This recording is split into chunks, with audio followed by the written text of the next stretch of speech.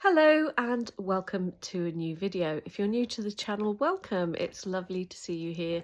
If you're a returning subscriber, thanks for coming back to this channel where I talk about issues in today's feminism, and many of my videos are focused around safeguarding issues. So today's video is one of those. It's going to go on my safeguarding playlist, which you can find on my profile. There's lots and lots of information, kind of practical safeguarding do's and don'ts and things that might be useful. Today's video was prompted by an article that I saw in the Mail yesterday, and I'm going to flash up some images of this article, which regards a psychologist 53 who works at the Tavistock and Portman, who was caught in like a paedophile sting operation, charged. He pled guilty and he was convicted of various child sexual offences. Thankfully, no children were actually harmed in the conviction of this perpetrator, and I have no doubt that this was a very good thing to convict this man.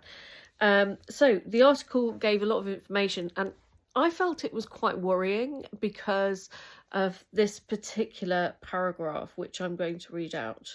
Although he was spared jail, he was sacked by the Tavistock, as you would expect. However, the Mail can reveal that despite his conviction for child sex offences, Dr Canadé has not been suspended by the regulator which oversees his profession. Anyone wishing to hire him to treat vulnerable children would find that, according to the website of the Health and Care Professions Council, he remains registered to practice without any conditions. It is the council's job to keep the public safe from rogue psychologists.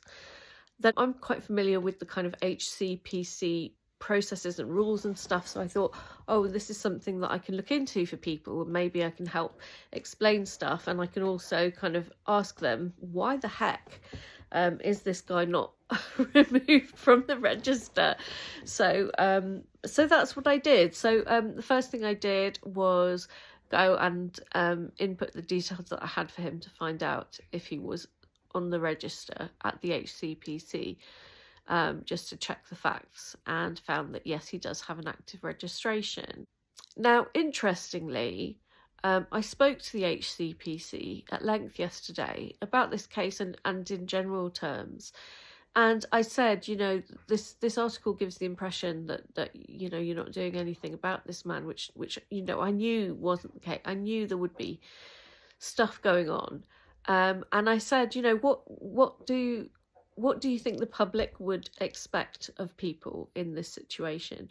And they were really clear, you know, if you are being helped by a health professional and you have any concerns about them, you know, it doesn't have to be serious stuff like convicted of child sex offences. You know, there's a lot more that could impact their ability to practice safely with you or your children before it reaches that kind of, you know, red alert level. But the HCPC said, you know, we invite people to phone us and have a conversation. You know, there's no pressure. Nobody's going to get into trouble. Just call us up and have a conversation, and we will know if that falls within our remit or not. So, you know, my message to all parents and all concerned people is that if you encounter a situation or you hear of a situation, you know, this is the proper mechanism to ensure that these regulated professionals remain trustworthy, and as a result we can then trust the professions. The other thing that's really good to do in a situation like this where, you know, there's a safeguarding issue, is to seek out like-minded women who are concerned about safeguarding and who understand safeguarding, because by talking to each other we can share information, we can allay various fears that we might have, we can deal with the processes that we might be going through while we're looking at this. So thank you to Marjorie Hutchins for some brilliant peer supervision when I was thinking about this case. You really helped. We're back to the role of the lay-doh, and this is something that's come up before in safeguarding videos that I've made about children. The local authority designated officer has a very defined role, and they are the person with responsibility for protecting children. Within 1 day of becoming aware that someone poses a risk to children, so for instance being arrested because you've arranged to meet what you believe to be a child in a park for sex or at Nando's, or you've been communicating with them in a sexually suggestive manner, or you've been grooming them. Any of these things, they're all child sex offences, and if you become aware of something like that, then your duty is to involve the LADO, the local authority designated officer. Your local LADO, find them in the book or Google them, but in this case it is the police who have the responsibility at the point of arrest of informing the LADO, then inform the employer and the regulator in this situation. So that's how the information is supposed to flow. And in the full bundle that was available at the tribunal, I'm sure there was much more detail, referral letters from these various institutions to each other. I haven't got access to that full bundle, so I can't give you the dates and the timelines in complete So at the point at which the LADO informs the employer that somebody is a risk to children and has access to children in their job role, they're immediately suspended from work while the investigation is carried out. So that happened. The Tavistock and Portman suspended Dr Canadé from his role, where he had access not only to individual very vulnerable children. He ran a specialist autism clinic. He did outreach in schools. I mean, he'd really managed to find himself a nice little niche with access to children there. So it was a good job that they caught him. So the LADO would have informed the HCPC as well as the employer. And I'm assuming that at that point, the HCPC schedule an interim hearing. I don't know enough about the process to know whether a 4-month delay between being informed of the risk and addressing the risk through an interim orders hearing. I don't know enough to know whether that's a normal amount of time. It feels like a long time, but you know, legal cases do take a long time, don't they, to do anything. And I suppose everybody's got to acquire legal advice. The defendant or the registrant has to be able to seek their own representation. You know, people have to become aware of the facts relayed in the bundle. You know, it does take some time. As it turns out, this hearing happened like the day after the conviction. So in a way, you know, that's quite good in that you've got like incontrovertible, like this is the sentence that has been handed down. In this case, obviously, Dr Canadé poses a serious risk to children. There couldn't be a clearer evidence of that risk than a conviction for several child sex offences, which he pled guilty to. It's scandalous in my book that people are not given custodial sentences when they are convicted of child sexual offences. Given that people are being imprisoned for a Facebook post, it's just, you know, it's upside down, isn't it? Anyway, so during his period of suspension, and this was the panel,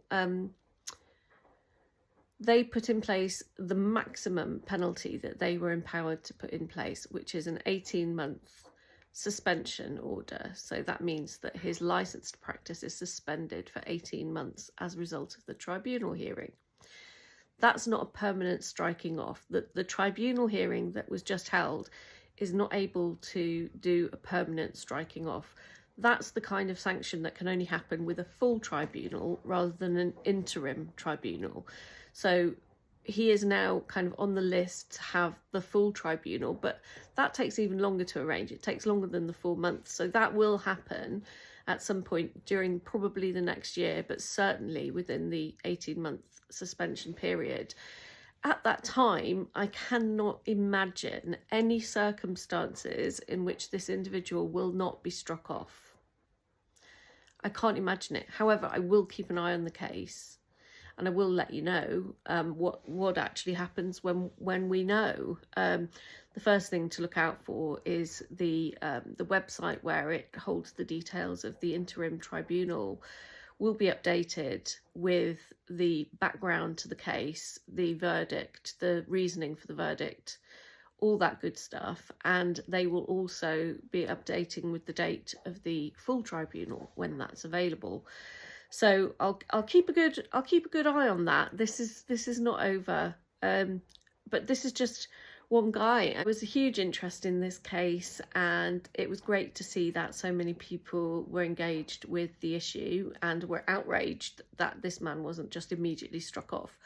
I thought that the original newspaper article was a little mischievous, actually, because it really gave the impression that this dude was able to just go out and get another job as a psychologist. No one was going to stop him, and he'd be able to access another group of children by tea time. That was never the case. I'm going to give the journalists the benefit of the doubt that they are not a specialist health journalist. They don't understand the processes of health regulation. However, I was really disappointed. I saw that Talk TV, Julia Hartley-Brewer, I'm a bit of a fan, don't always agree with her, but I really like her forthrightness and her bravery, and I really enjoy watching her debating people usually. She quite rightly picked up on this story. I would expect no less of her. And, you know, she had a guest on to ask on what basis could they possibly justify someone continuing to be allowed to work with vulnerable children. And her guest, Amy Gallagher, is a registered nurse. So she's registered with the Nursing and Midwifery Council, which is a separate organisation to the Health and Care Professions Council, but it's all the same thing. It's a health regulator. You know, they just have different regulators for different professions. Doctors have a different one, nurses have a different one, everybody else is with the HCPC. And she didn't go into any of this stuff around how regulation actually works for health professionals. I mean, I get it. It's quite dry. It's not as entertaining on the telly as being able to say, oh, you know, these men are everywhere and everyone's at risk, and, you know, isn't it a scandal that nobody seems to want to stop them? But I feel that, you know, as health professionals, we do have a saying we. I'm no longer registered as a health professional, but I still regard myself as part of the club. You know, health professionals share the responsibility to inform the public about things that we know about that other people don't know about. Things like how we are regulated, what the processes are. And it's a real shame because this case offers such a great opportunity for engagement with the public and to explain to them what the processes and the mechanisms of regulation are, which I think is really important because we've lived through this incredible medical scandal, the biggest, as far as I'm concerned, the biggest medical scandal ever. And there are a lot of health professionals that are complicit with this medical scandal, and we will have to go through them one by one. We will have to take them through the regulation process. We will have to ensure that the public are protected from them. We will have to ensure that it is written down in our practice rules that, you know, we don't offer organ removal to distressed teenage girls as a treatment modality, just as an instance. The processes of regulating health professionals are so important. Yes, it is dry, but there it is. I hope you enjoyed this video. Thanks for sticking with it. Just an addendum that I have tried my best to be accurate and fair and lawful, as I was instructed when I got permission to live tweet. The issue is that I didn't have access to the full bundle of legal documents that were used in the tribunal, so it's possible that I have transcribed a date wrong, or I have spelt somebody's name wrong, or something like this. If I have, I apologise, and I have actually submitted a Freedom of Information request to get the official transcript of the hearing, so I will check back. and check my working and make sure that everything was represented accurately, and if not, I will update with the edited things. What's the word? So yeah, thanks for sticking around and watching my video today. Really appreciate your company. If you haven't subscribed yet, please hit that subscribe button. If you liked or disliked the video, press the equivalent button. If you want to be notified of future videos, you know how to hit that notifications bell. I really appreciate your support. Thank you so much. I really do hope to see you very soon. Take care.